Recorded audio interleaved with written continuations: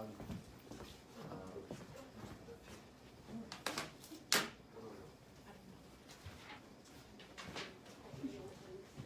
And stuff up. Okay, block the other way. Yeah. Okay, let me measure that. This one is weird because that's just the salt. It is just the salt. I saw that. Did you take salt? Last think I thing might have is forgotten just- about- No. What's that one about? What's that? 650 hour? 6:45. You transposing numbers.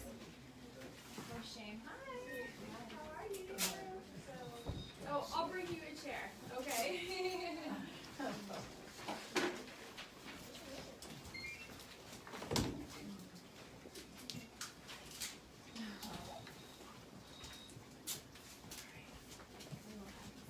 That for me, please.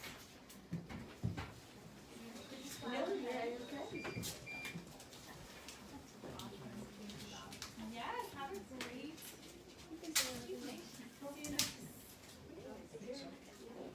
Yeah, definitely will. Just check my calendar. I might have trapped you in your dog. You might have to. I guess you're staying. Hi. How are you? Good. Good back to yesterday? See y'all. Bye.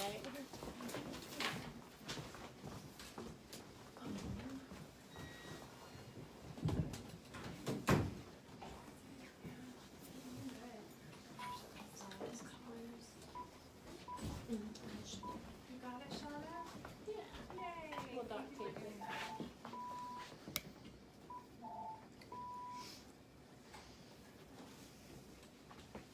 Yeah, I think that's right enough. Yeah.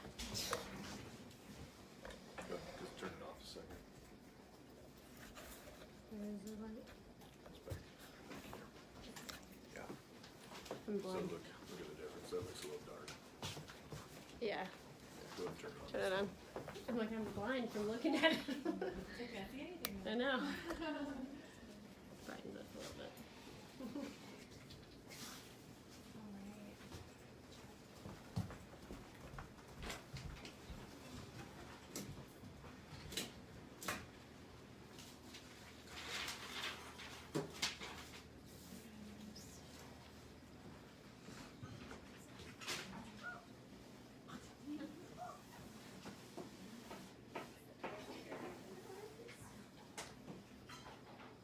Does that mean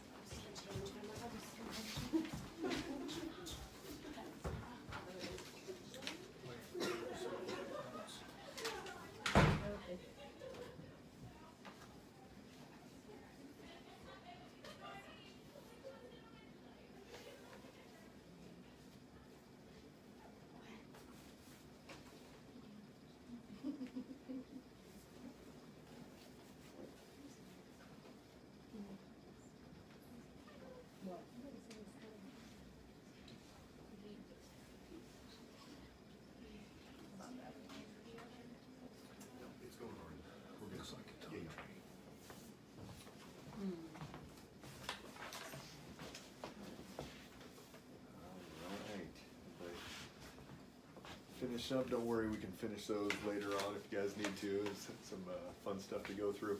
All right, a couple pieces of housekeeping before we get started this evening. I'm gonna go ahead and get through a lot of information this evening. I'm gonna ask you guys to hold questions until the end. I wanna honor everybody's time. It's cold, dark. I appreciate everybody coming out tonight. I know it wasn't the funnest time, but so go ahead and keep questions till the end. I'll spend as much time as we need to at that time to be able to go over everything. And then the other part, go ahead and turn your cell phones off or silence them. Make sure that we respect everybody else that way as well. So for those of you I have not met yet, my name is Dr. Ben Galyardt. I'm a full-time practicing chiropractic physician. I'm board certified in integrative medicine. And come on in. I run the Functional Medicine Center in Fort Collins, and what we're going to be going over tonight is the thyroid and how the body is affected and interplayed by the thyroid, and not just the thyroid. I've got my books in the back there. It's called Rebuild Your Brain. My next book coming out in it's at the editor right now, hopefully by the end of the month, is all on blood sugar and the things that we've uncovered in the last few years with blood sugar. And then I'm already starting on my next book after that, and you know what it's going to be called? It's the Anti-Thyroid Workshop name. It's going to be called It's Probably Not Your Thyroid. Why? Because so many people come in and their thyroid numbers are fine. They're on thyroid replacement hormone. They're doing all these things for their thyroid, but guess what? They're still overweight. They're still are cold. They're still crying at commercials. Their digestion's off. Their hair's falling out. All of these thyroid symptoms that are still there, but guess what? Very seldom is it just a thyroid symptom. It's very commonly we see it coming from blood sugar, coming from liver, coming from gut, coming from inflammation, coming from immune response, coming from other infections, all these different things. And so what I want you guys to get and understand this evening is that very seldom is it just the thyroid is out of balance. I've looked at thousands and thousands of blood work, and I don't remember ever there being a time where somebody came in, they had hypothyroid, and that was the only thing that was out of balance in their blood work. I don't think that's ever happened in my world. What else happens? All these other systems are out of balance. And so that's the difference with functional medicine versus conventional medicine, integrated medicine, alternative medicine, any of these things, is we've got to look at that body as a whole. And I think after you guys go through this evening with me and get a feel for what gets out of balance, where the system is off, and all of these different places that can go out of balance, you're going to understand that it's not a simple fix. And that's why most people just going on a thyroid medication are not getting fixed. They're not getting the whole solution. I was just on a phone call with a lady up in Wyoming, and we were going over some of the different things that she was experiencing. And they actually did a pretty good workup as far as thyroid goes, and found out she had not just low thyroid, but she had also had Hashimotos, the autoimmune to thyroid, all those different things. And yet they said, oh, that doesn't really matter anyways, we're just still going to give you your Synthroid, and that's going to be it. And so she asked, well, what else can I do? Can diet affect it or anything? Oh no, none of that affects it. Just go ahead and keep doing what you've been doing. Which, for us, that's what we do all the time, is we change these things and we change that whole metabolic inflammatory cascade. But if you think about it, of course something that we eat, or a stressor or an infection or anything like that, can affect an autoimmune condition or can affect our system and that whole inflammatory cascade. So, but in that model, that's what you guys have been given. And that's why I love working with patients that have had thyroid issues, because the vast majority have been underserved. They've not been given the tools that they need, and it's basically okay, here, take this medication, monitor some numbers, whether that's TSH, possibly your thyroid hormone levels, and then see where it goes from there. And if it goes up or down, then you adjust the medication. But it doesn't matter what the person's feeling like, and that's the biggest problem. And one of my favorite thyroid authors, Dr. Datis Karazi, in his book is why do I still feel this way when my thyroid numbers or when my thyroid numbers are good? Why do I still feel so bad, basically? And it doesn't matter whether they're in the right range or not. We're still going to have a lot of other symptoms going on. So again, thank you guys for coming this evening. I'm going to try to be as entertaining as possible, but also go through a lot of information, and that's why we have that blank piece of paper. Did everybody get a blank piece of paper in the package? Yeah. So feel free to make notes. I'm going to draw a lot of pictures, a lot of things. So get as much information down if that's the way that you learn, and we'll go through as much as we can. So let's start out with the basics. Where's the thyroid gland? In the throat. Perfect. So I am not an artist, but let's say our thyroid is right there, and it's kind of a butterfly shaped gland, and it sits in the thyroid, or sits in the throat, and the thyroid is going to kick out thyroid hormone. So the thyroid is going to basically be kind of that metabolic controller of the body. So it's going to rev us up when we need to, slow us down when we need to. That's why if we have low thyroid function, it can be easier to gain weight. Anybody ever been high thyroid? Have you ever known anybody high thyroid? What happens with high thyroid? It just goes, It goes the other way. So heart races, even their eyes start bugging out of the head a little bit. You can get higher blood pressure. You can't gain weight. You actually lose weight. So it can go the other way. So thyroid really controls that metabolic state up or down. And so that's why typically we think of low thyroid as hard time losing weight, cold easily, hair falling out, cry commercials. Anybody cry commercials? Yeah, only the good ones, right? The cats or whatever is on there. So here's the thyroid, and so the thyroid kicks out thyroid hormone. We've got T4 and we've got T3.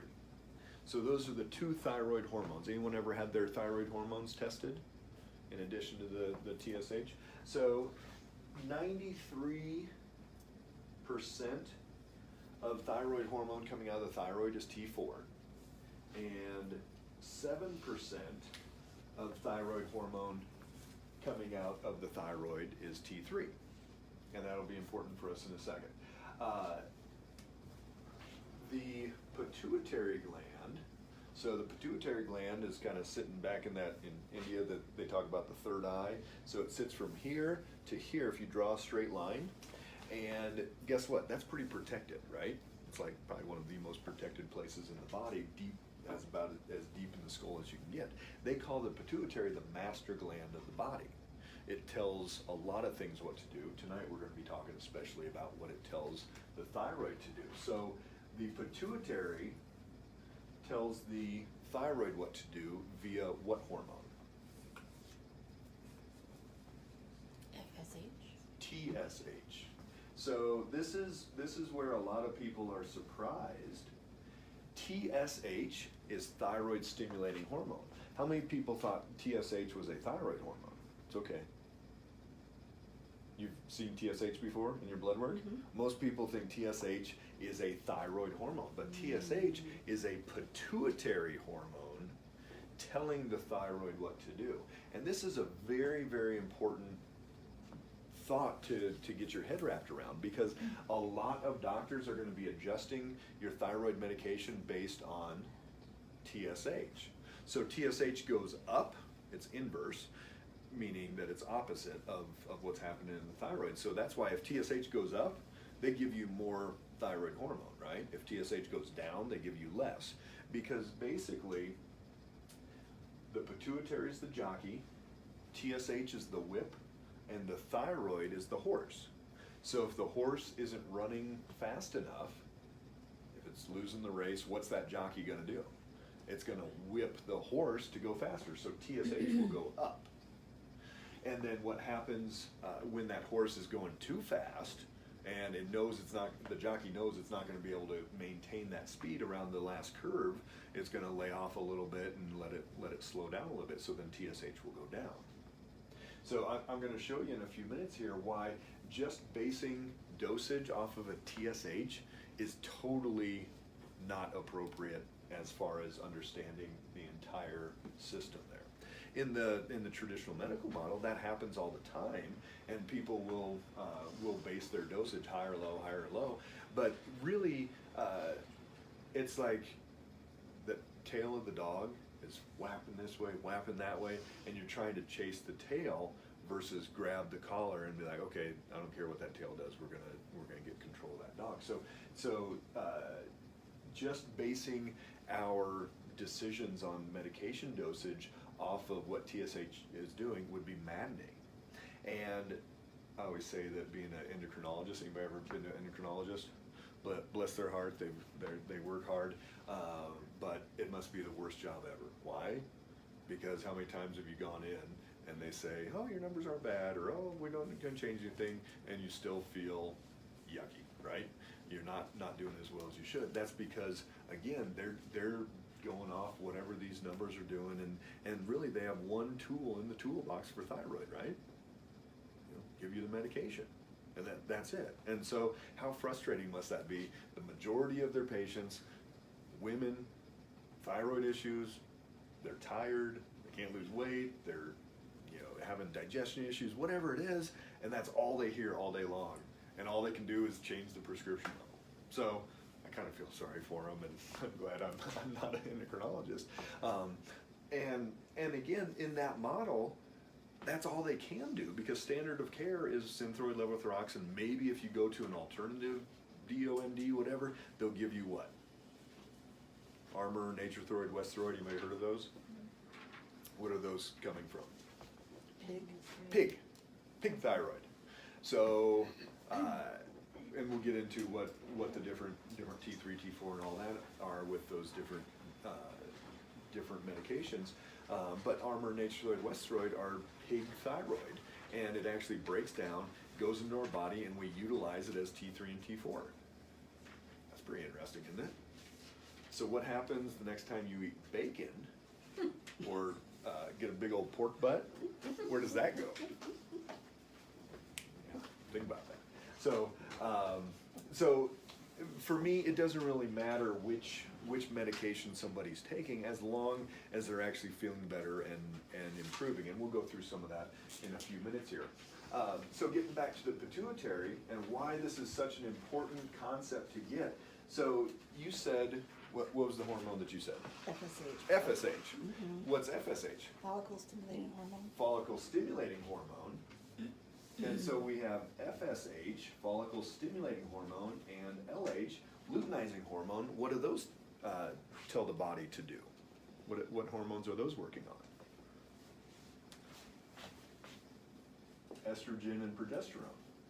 So have you guys ever heard of somebody doing an ovulation predictor test to see if somebody's going to ovulate, and then if they are, then it's the best time to have intercourse and get pregnant. Okay, that's LH surges a few days before that ovulation, and so when that is higher, then it's the most likely time you're going to be able to get pregnant. So the point is, if a female is having estrogen progesterone imbalances, do we want to test FSH and LH to get a good feel of what their estrogen and progesterone is, and then slather them up with estrogen and progesterone, bioidentical hormone, or whatever they're going to do based off of FSH and LH? No, right? I mean, why not test the estrogen and progesterone? That's what everybody does. You go in, you do a estrogen progesterone test, and then they would say, oh, your testosterone, your progesterone, estrogen, whatever's out of balance here, let's take some of these things. So again, we don't want to just look at TSH to get a feel for what's going on down here, just like we don't want to just look at FSH and LH to get a feel for what estrogen and progesterone are doing. So TSH has its place, has value to it, but I've seen people that it doesn't go exactly with what's going on with the T3, T4. So I've seen patients that have plenty of T3, T4, and their TSH is high, like 3, 4, 8, whatever, and their doctor wants to put them on more T3, T4. because they're just assuming that that communication, that there's a feedback loop here that says we need more or less, and the assumption is that that communication is working as well as it should, and the T3/4 is getting around the body and all these different things. And I've also seen people that their TSH is low, like 0.7, 1.1, down at that lower end, but their T3 and T4 is also very low. And so it's almost like a hypopituitary. So the jockey has gotten tired. It's like, holy cow, I'm whipping, because guess what else this pituitary has to do? ACTH, which is basically the adrenal stimulating hormone. None of you guys have stress though, right? Holidays, kids, jobs, spouses, none of that stuff. So, you know, this jockey is whipping all day long, female hormonal, thyroid, adrenals, It's just going all day long, and it starts wearing out, and that jockey can't do it. So then we get hypopituitary and hypothyroid. So you could take all the thyroid herbs and iodine and go down to Vitamin Cottage and wander around and take all these things, and yet if you're not addressing the underlying deficiency in the pituitary, you're never going to get that good function of the thyroid like you need to.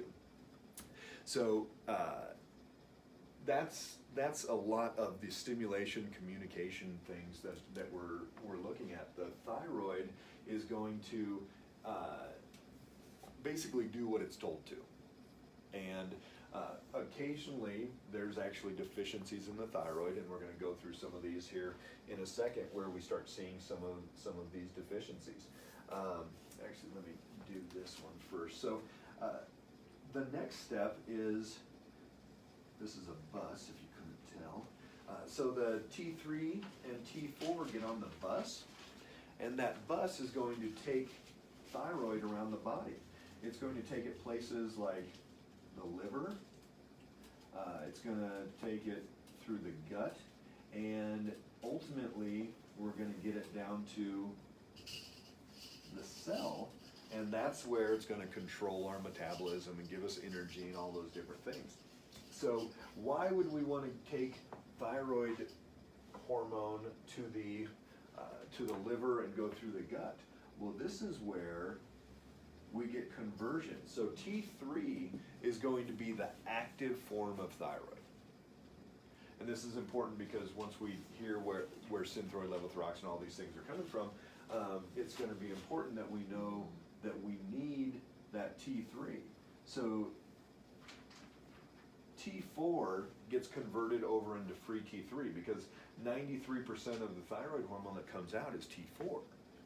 So we have to convert T4 to free T3. Anybody ever seen free T3 on their blood work? And that's if a doctor is looking at those numbers, that's usually the one they're interested in.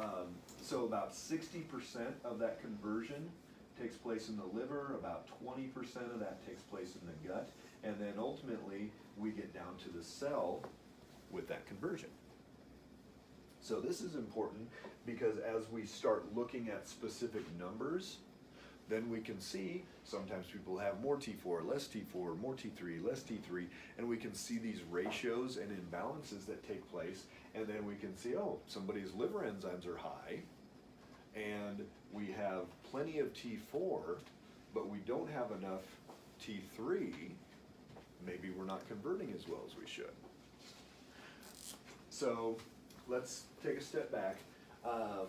So you guys, everybody's tried Synthroid, levothyroxine, those are pretty standard, right? Those are which of these hormones?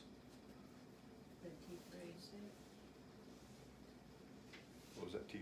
T3, anybody else? They're T4. So Synthroid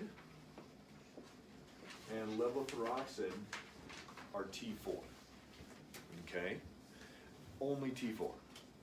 Armor, Nature Thyroid, West Thyroid, Ground Up Pig Thyroid is going to be T3 and T4, so we'll call that the natural, they call those the natural version. So some people do better with those. Why? Because we already have some T3 in there. Not everybody does, but some people do better with those. Anybody ever been on Cytomel? What's Cytomel? Any idea? Yeah, no, they just put you on it and you, okay, I'll take it. You're supposed to, right? So Cytomel is going to be T3. So here's what happens. Why they put you on Cytomel was because you had plenty of T4, but your T3 was probably low. And so instead of figuring out, hey, maybe that liver, maybe that gut, maybe something else is blocking our body's ability to convert T4 to T3, let's just give you some external T3. Why? Because that's what they have at their disposal. It's not good or bad, it's just how the system is set up, right? So externally, we can take that synthroid levothyroxine, T4, natural version, T3 and T4, or Cytomel is T3. So does that fix your thyroid? Does that do anything to heal it, anything? No. Short term, maybe you need a little bit of thyroid hormone because it's so low or something is happening. So short term, it may be somewhat of a help of a solution, but it's never going to fix anything that's a problem. So we've got the bus, so we've got to be able to transport it around. We've got to be able to convert it. There's a lot of things that are going to block all of these flows. Up in here, has anyone heard of cortisol? Cortisol comes out of the adrenals, and that gives a feedback loop to the pituitary and downregulates the pituitary, and so chronic adrenal issues is going to contribute to blocking the TSH and not having it communicate as well as it should. If we don't have enough iodine, if we don't have enough tyrosine,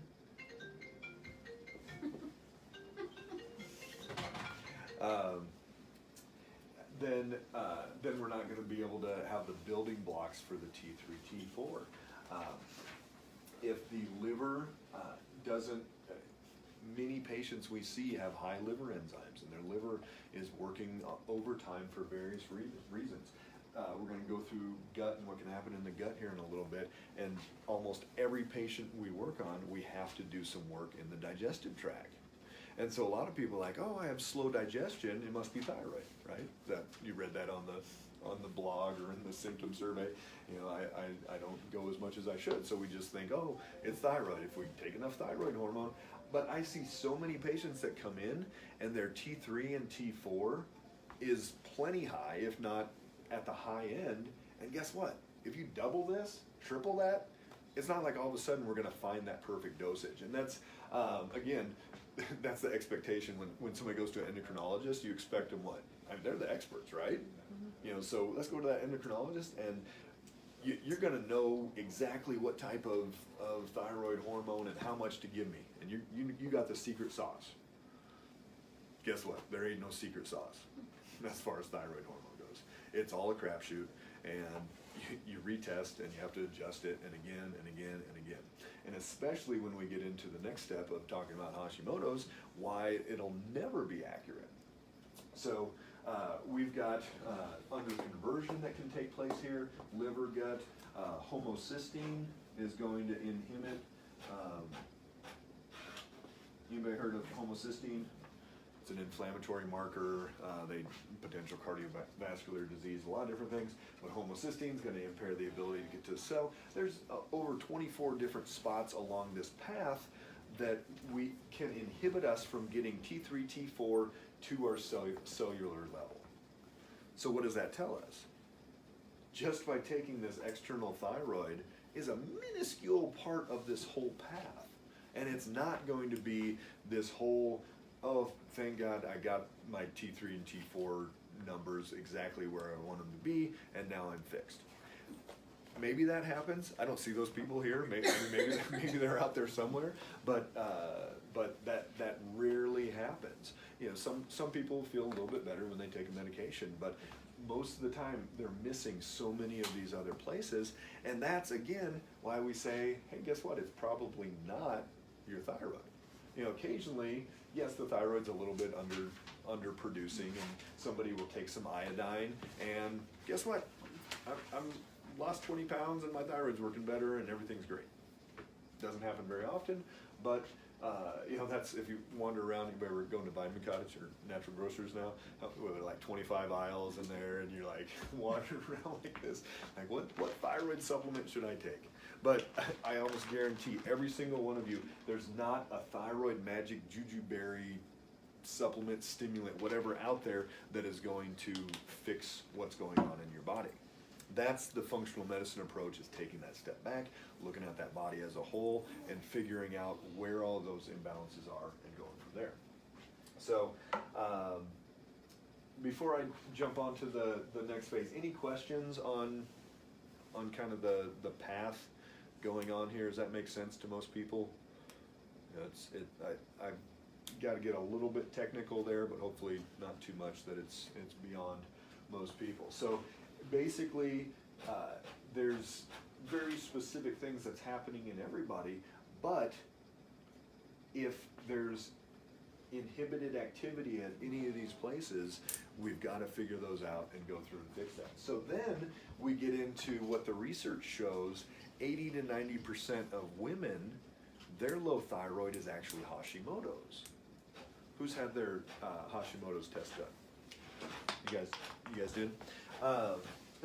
Who ran that? Well, that's what the endocrinologist told me. He didn't do anything else, but he said that's probably what I had. Probably what you had. Did he actually Yes. No. do a test? No. No, he just said that. Well, Yes. yeah, he's probably right, because 80 to 90% of women that have low thyroid have Hashimoto's. So, hey, guess what? You probably have Hashimoto's. Did you guys request the antibodies to be tested, or did somebody do it for you? I requested. Yeah, you requested. I think they just did it after a while. They just did because they didn't know what was going on. Yeah. Yeah, but did anything change really? No. Yeah, so nothing changed. So get this, Hashimoto's is an autoimmune disease, correct? Meaning that the body, and I'll show you what's being attacked, the body's attacking its own tissue.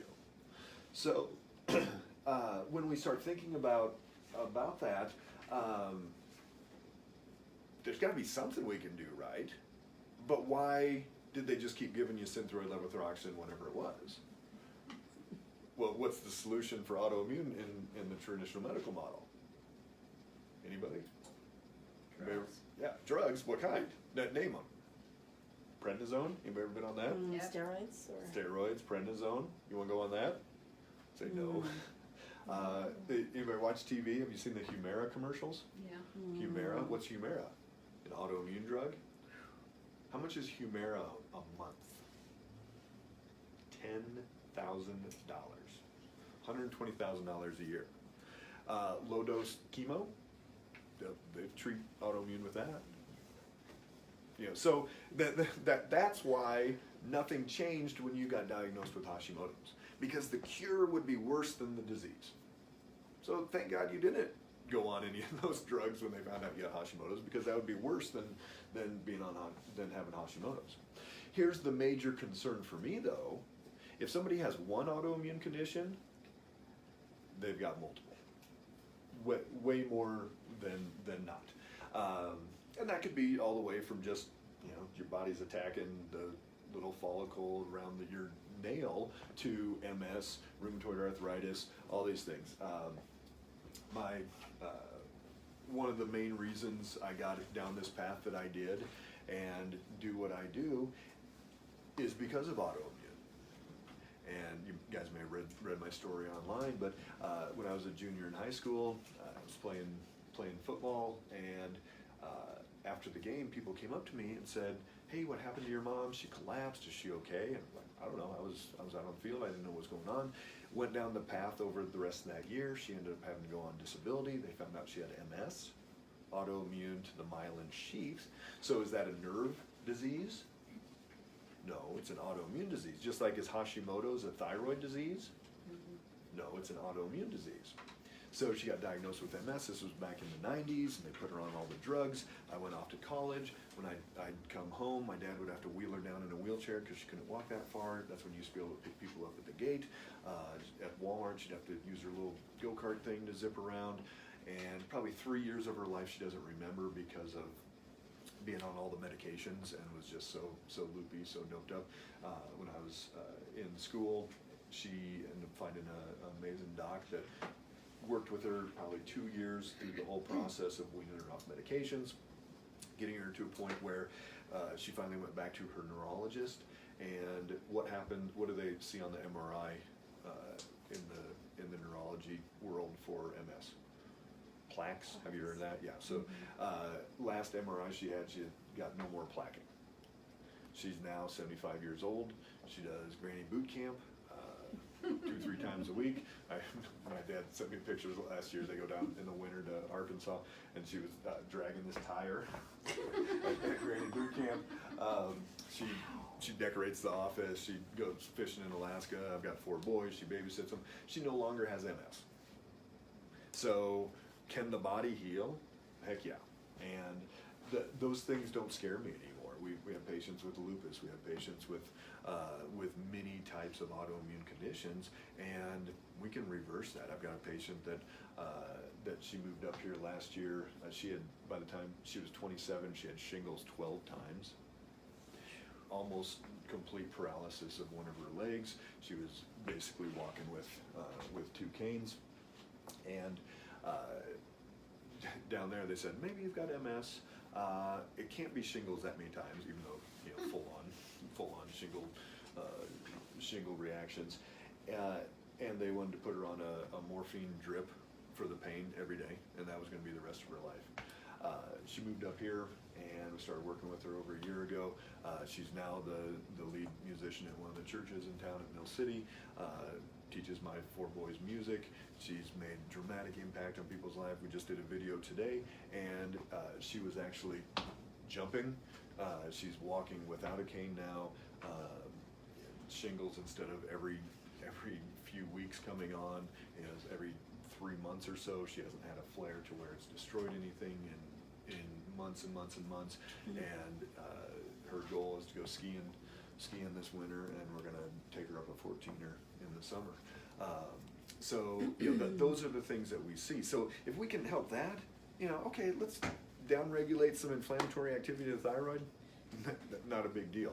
But again, we have to figure out why that inflammatory pathway is going. So autoimmune, we're gonna, I do an autoimmune workshop. We're gonna delve into it a little bit after this, because that's what Hashimoto's is. So when they did the test, you guys had to fly out to the Mayo Clinic, right? So why doesn't everybody know if they have Hashimoto's? You don't have to go to the Mayo Clinic. You know how much, if we sent you over to LabCorp, you know how much those tests would be? Sarah? $15 maybe? Yeah, $14.50, $15, something like that, to do the 2 thyroid antibody tests.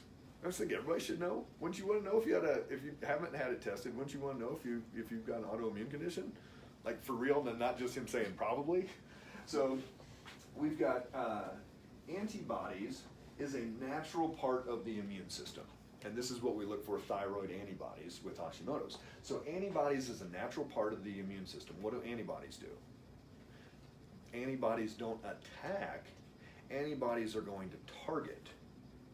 So with rheumatoid arthritis, you're looking for antibodies that are targeting joints. For Hashimoto's, you're looking for antibodies that are targeting thyroid-related tissue, and then the immune system comes in and attacks it. So it's basically that little Navy SEAL that comes up. He's got the laser pointer on the little hut in Afghanistan, and the drone comes in and blows it up. So the antibody is that little laser pointer telling it where to go, and then the immune system comes in and attacks it. So when we're looking for antibodies, we're looking, is the body targeting its own tissue? So number 1, anybody remember the names of the antibodies with Hashimoto's? TPO was one of them. So the thyroid peroxidase is going to target the thyroid itself. And so that's the one, it's the most common one, but the TPO is going to tell us if the body is attacking its own thyroid tissue.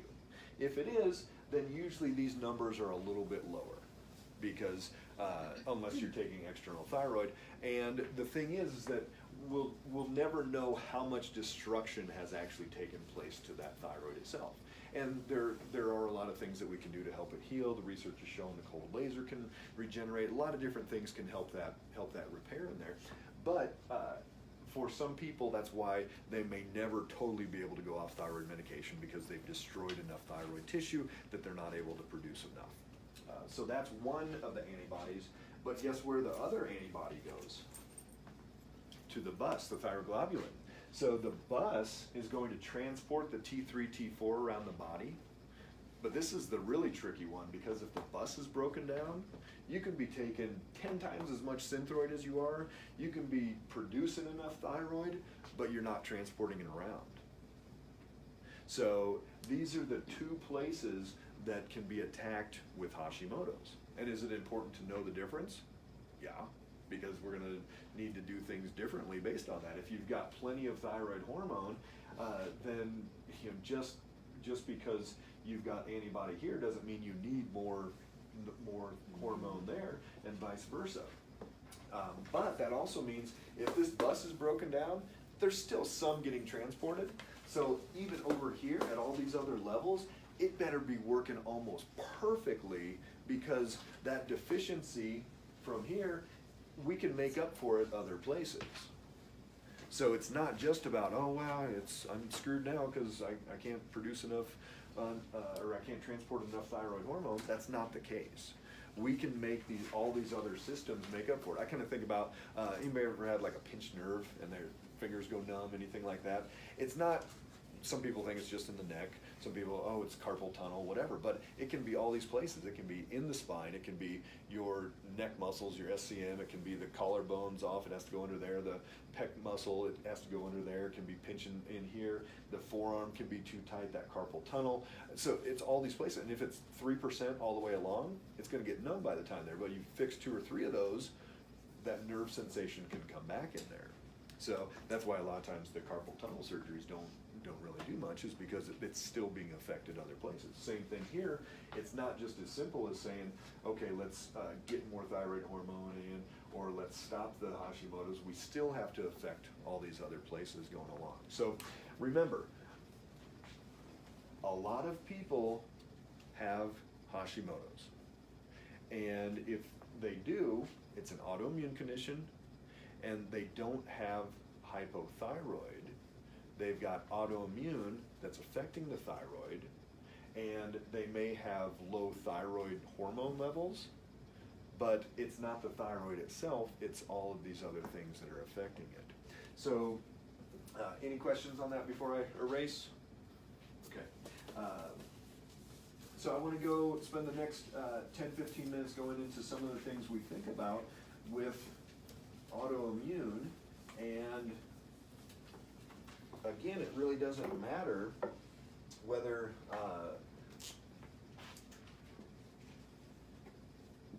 somebody like my mom had MS, whether another patient we've got, she's got lupus, another patient had ulcerative colitis, alopecia, where you start losing pigment in your arm. All these things are going to be autoimmune conditions. So it doesn't matter which one we put in there, because it's all the same thought process that we have to figure out is, why is that body going haywire?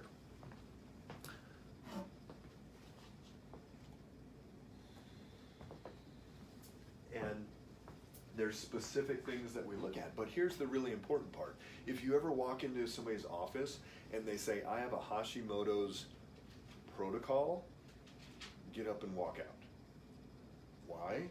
Because there is no such thing. And you're going to see that after we go through this. And also that flow that you saw of what's going on in the liver is everybody's unique. Somebody's whole process may be fine except their liver. Somebody else, their liver may be fine, but everything else is out of balance. So we don't have to just say, hey, everybody falls into this same category. We're going to individualize it, and that's the whole idea about the functional medicine. So one of the first things that I look at with every patient, and especially with autoimmune, is blood sugar. Again, my next book coming out, all on blood sugar. We've learned a whole lot in the last few years. We have almost every patient come in use a blood sugar monitor. Why? Most people are like, well, I'm not diabetic, and we don't live in Alabama where it's like 80% of the population probably. We probably have 5 or 10% of the patients that come into my office, and we have a lot of sick patients, come in with diabetes. But we're going to use, on probably 95% of those patients, we're going to use a blood sugar monitor. Why? Because every time the blood sugar goes up too high or down too low, we're going to stimulate that immune response to destroy more tissue. So Dr. Karazian, in all of his thyroid seminars that I've been to, he always says, every time you go into a wedding, eat cake and ice cream, or you go 5 or 6 hours and your blood sugar crashes down, you've destroyed more thyroid, or you've destroyed more of the bus, whatever, or if you've got RA, you've destroyed more joint tissue. It's that important. And so for years we were like, well, let's go off of glycemic index. That's how fast something converts to sugar. Let's go off of a paleo diet or whatever it is. But guess what? We have patients, sweet potato is worse than white potato. Some people, oatmeal will hit 150 something, and somebody else, it'll be 100, 105. Exact same bowl of oatmeal. I had a patient on Monday, she came in and said, because we have everybody write down what they're doing, she had salmon, broccoli, and half an acorn squash and hit about 180. I don't want you over 110. And she hit 180. So was it the salmon? No. Was it the broccoli? No. For her, acorn squash. I thought acorn squash was good for you. I thought sweet potato was good for you. But maybe they could handle a little bit of rice, but not quinoa or whatever it is. And so that's the fun part when we started doing this, is it's basically a science experiment. And every patient that comes back, I've never had somebody say, oh my gosh, that was so hard, or I never figured it out. Every patient, once we get through the process and really get it dialed in, I go, well, how hard was that? And they kind of pause. This has happened so many times. They pause and kind of laugh a little bit, or like, well, that wasn't hard at all. I'm down 30 pounds, and my brain fog's gone, and my digestion's good, and things are so much better. But it was like, I wasn't counting calories, I wasn't measuring of it. None of these things. It was just you figure out what works and what doesn't, and so that's a crucial part of the process that we look at, is stabilizing that blood sugar. And again, I wish it was a simple diet and I could just print it off and give it to you, but way more individualized than we ever do. Adrenals is the other one. So we already touched on the adrenal glands. There are stress glands. They respond to stress of all different types. So a lot of people, they'll develop autoimmunity during a major stressful event. So death, divorce, trauma, drama, whatever it is. But when we're talking about day in and day out of adrenal stress, guess what the biggest stressor to the adrenals is? That's right, blood sugar. Every time that blood sugar goes up too high and too low, the adrenals are stimulated to modulate that response in the body. The number 2 stressor for the adrenals is when we do a brain map, we see one of the brain waves, the alpha, that's our relaxed meditative wave, is up too high, and so people are in a sympathetic dominant fight or flight state all day long. So I have patients that come in, and some have tried a whole bunch of things and have been on supplements and all this stuff, and others really haven't done a whole lot of things. But a lot of people that have been in the supplement natural world for a while, they've taken adrenal supplements. And some people come in and they've taken them for like 5 years and still taking it, but I'm still adrenally fatigued. But guess what? They never address the major reasons. So just taking a supplement doesn't fix our thyroid, doesn't fix our adrenals, doesn't fix our liver, any of those things. We've got to utilize all the things at our disposal that we can. So vitamin D is crucial for autoimmunity. What should vitamin D be? What should the level of vitamin D be at? Anybody know? 60 to 80 is where we want that. Most of the labs say 30 or above is good, but especially for autoimmunity, closer to that 80 level. Vitamin D is an immune system modulator, so it turns it up, turns it down. So we were talking about the immune system attacking, but for some people, it just goes, and it keeps attacking. And then there's parts of the immune system that turns it down and then gets us back to neutral until we have to attack again and then brings it down. But either the suppressors are too high or the attackers are too high, and so vitamin D helps modulate that. Simple, run a blood test, see what it is, take the appropriate amount to get that where it needs to. Then this one is going to be very common, and one of the big reasons why we see a lot in women. Estrogen, or estrogenic events. So a few months ago, we diagnosed 3 teenagers with Hashimotos. Puberty. How many women come in and say, hey, I was never the same after number 2, 3, 4, whatever kid? Very commonly, things went haywire after one of the children. And it was the estrogenic event of having the pregnancy, going on birth control, going through menopause, going through any of these different events can contribute to that estrogenic event that can throw the body into haywire and help drive that autoimmunity. So we've got to make sure that the body is able to get rid of estrogens like it's supposed to, and that has to do with liver and detoxification, all types of different things. Infections. Couple things. I've got a patient, she comes down from Casper. She had an autoimmune to her platelets, and so basically they would go down really low, she'd bruise easily, be really tired, all these things. She was getting infusions, and she had had a mosquito bite probably 2-3 months before that really had a big reaction around it. She ended up getting this autoimmune condition within a couple months after that. They never tested to see if it was West Nile or whatever it was, but some type of infection contributed to that immune system going haywire. So there's a lot of different things that we look at. Chronic bacterial infections, we'll be able to see that in the blood work. One of the big ones that a lot of research is coming out with now, I've got a blog post on the website we just posted on Facebook on Epstein-Barr, or the monovirus, and very prevalent that Epstein-Barr, they're finding it connected with a lot of different autoimmune conditions. And even with Hashimoto's, what they're finding is for some people that Epstein-Barr will settle into the thyroid tissue, and the body's trying to attack the Epstein-Barr and actually hitting its own thyroid. That's some of the initial research coming out now, and over the next few years we'll be seeing a lot more information on that. But how easy is that to see in the blood work? Very. We see it all the time. White blood cell count low, so chronic infection, lymphocytes high, viral, and then the liver enzymes high.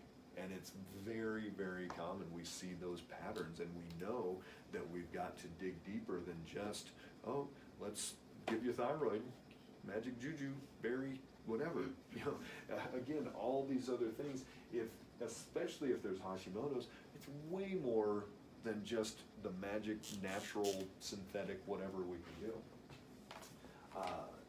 Then we get into,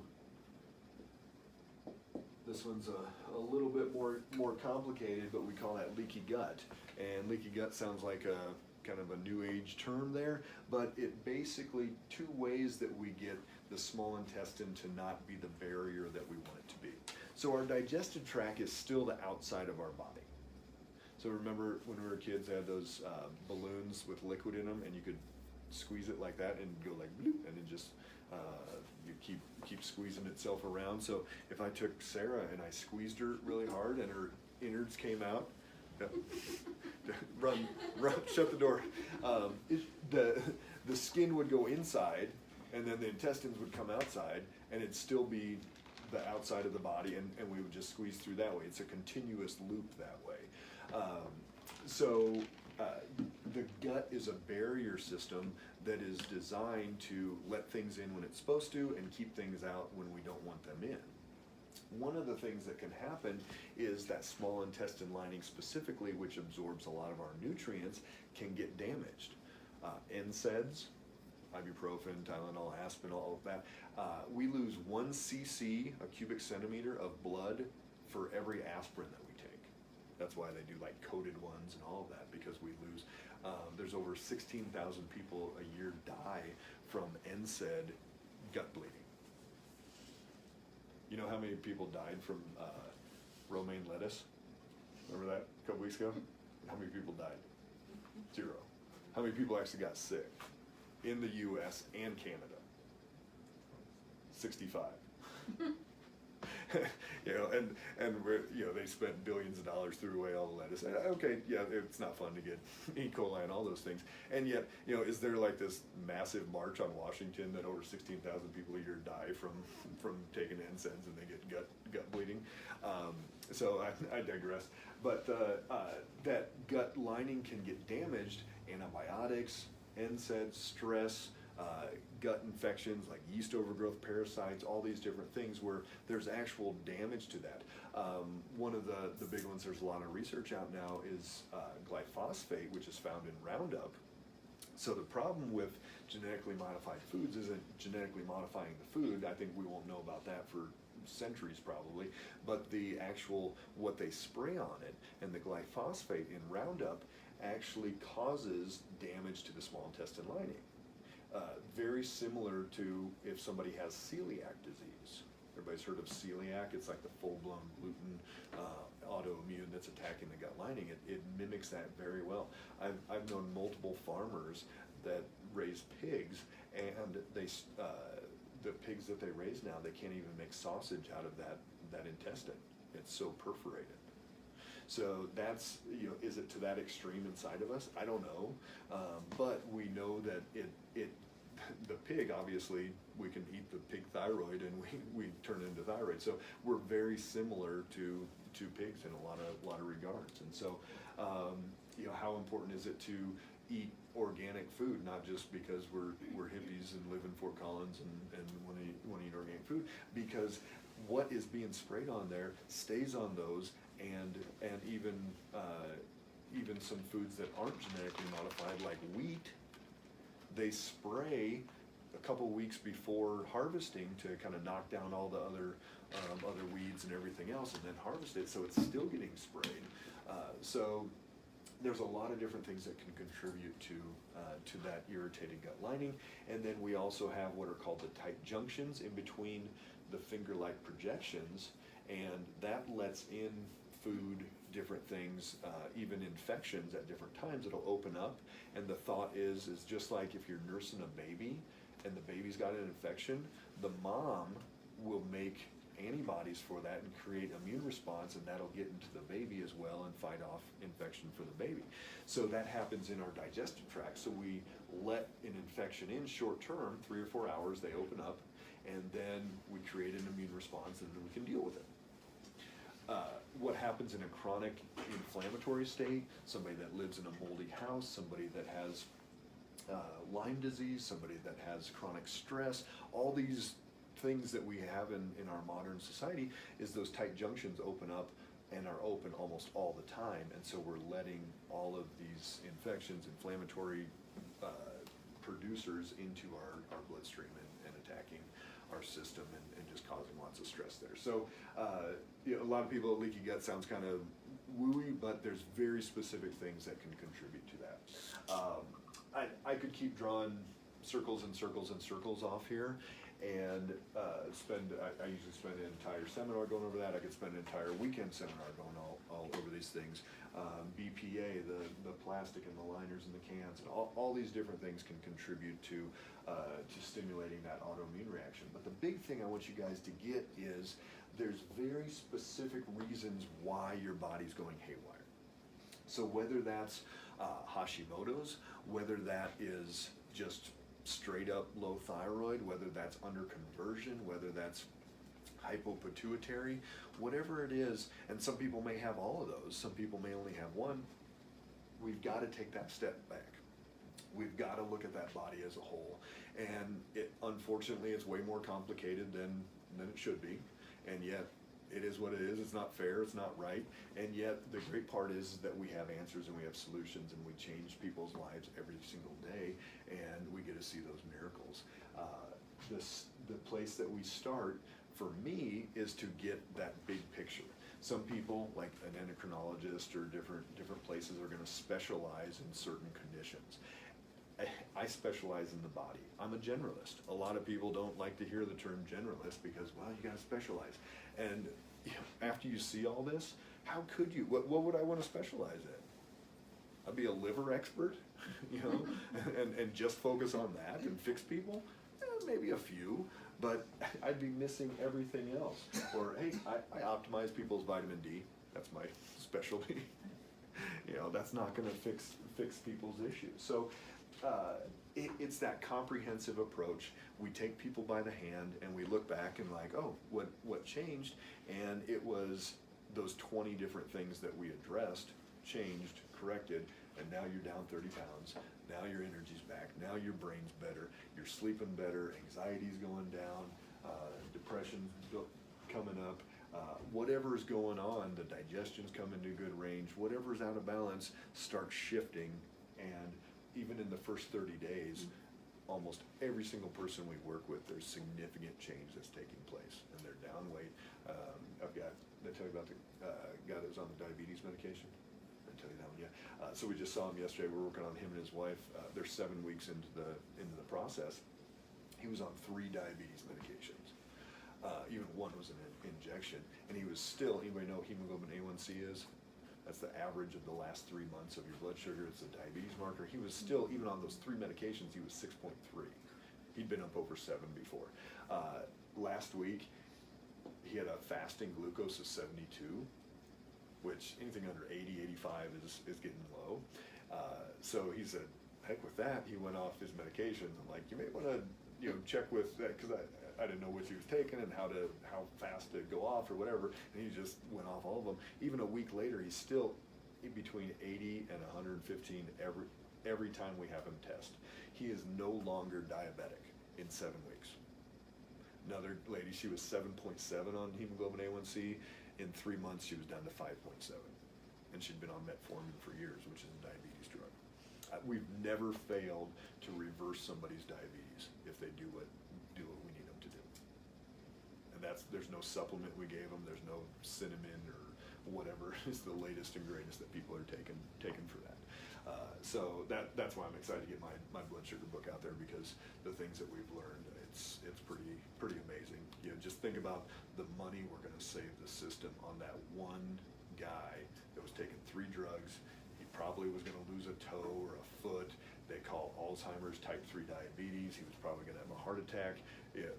We're talking millions of dollars down the road. So that's why I get excited about what I do. We get to change people's lives. We get to save the system a lot of money, save people a lot of pain, all those things. So what I do, I start with an in-depth neurological and metabolic exam, different than anything you've had done before. I'll pinch toes, shine a light in the eyes, check balance, figure out where those systems are out of balance. A lot of patients, if they have Hashimotos, they're also producing antibodies to their cerebellum. Cerebellum is eye movements, accuracy, balance, coordination, being able to do a lot of these different things. If those show up, odds are we're attacking that cerebellum as well, and we've got to down regulate those. And so we figure out a lot of different things. Most patients will end up doing a brain map as well, because they have some type of sleep, mood, energy, brain fog, something going on in the brain. When we sit down, we'll do in-depth blood panel, put it all into the system and show you exactly where those things are out of balance, and then we come up with a game plan. You may have 2 systems, you may have 12 systems out of balance. I don't know, but it doesn't really matter. We're going to go through and we're going to fix and fix and fix. I love the saying, we fix what we find. I don't have a protocol. We fix where those imbalances are, and we move on. And then we fix the next one, we fix the next one, we fix the next one. We take people by the hand. We don't expect them to just go home and take 20 supplements for the next 3 months, and that's going to be the whole solution. We look at supplements as a supplement.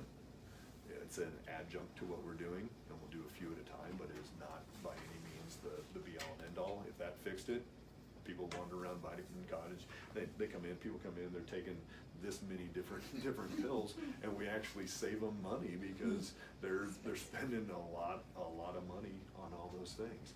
And so if people always ask, how long is it going to take, how much is it going to cost, all those things, and I really have no idea, because somebody's brain may be totally fine, but we've got to do more work on their metabolic, or vice versa, or maybe again they have 2 systems or 12 systems. I really don't know. Our first step is to get that baseline done, get a good feel for where all that is. If somebody has insurance, we can run the blood work through there and figure out what's out of balance on those. As far as another question people ask is, will insurance cover any of this? What's the reimbursement? all depends on somebody's insurance plan. Some people get 60, 70, 80% back. Some people can use their health spending, health flex spending accounts. We have a lot of ways to make it as doable as possible for everybody of any budget.